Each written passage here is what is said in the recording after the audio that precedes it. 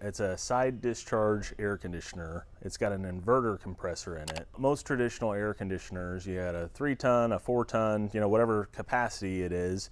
And when your thermostat says, hey, there's a need for cooling, it comes on everything or nothing. There's just no in between on it. So when you think about your air conditioning running, it's cooling your home, but it's also dehumidifying your home. Well, the challenge with air conditioning is we need to be able to size an air conditioner for when it's really hot. Say it's a 95-degree day in July, we may need the entire 3 tons of capacity. Well, it also runs off temperature, not humidity. So when your air conditioner comes on, say you like it 72 degrees in your house, and it bumps up to 73 in your house and it says, hey, bring on the air conditioner, it gives us a full 3 tons.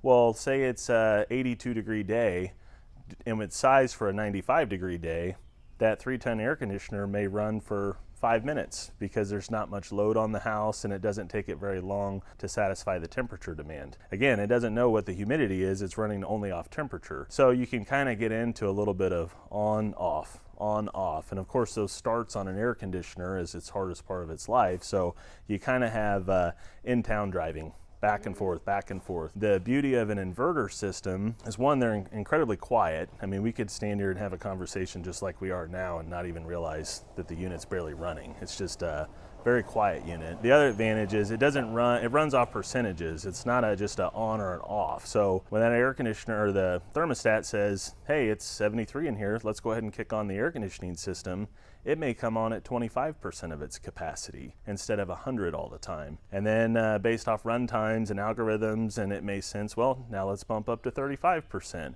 So the idea is more of a highway driving versus the in-town driving. You don't hear the thump every time it kicks on. It's more of a soft start. It just kind of ramps up and it ramps down just based off demand in the home. So one, it makes it very comfortable because it's running often, but just at a lower RPM, which makes them incredibly efficient.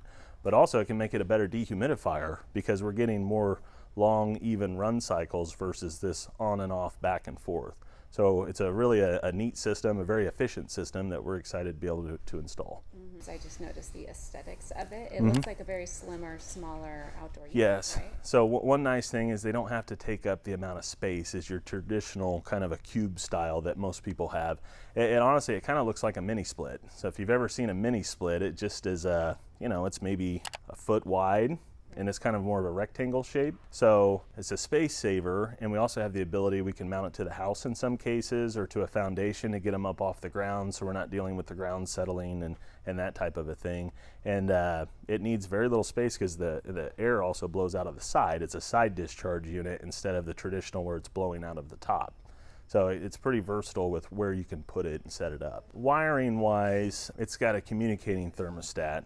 So we can actually hook it up with less wires than a traditional, like a 2-speed or a heat pump or something like that requires a lot of wires outside to be able to achieve that type of an operation.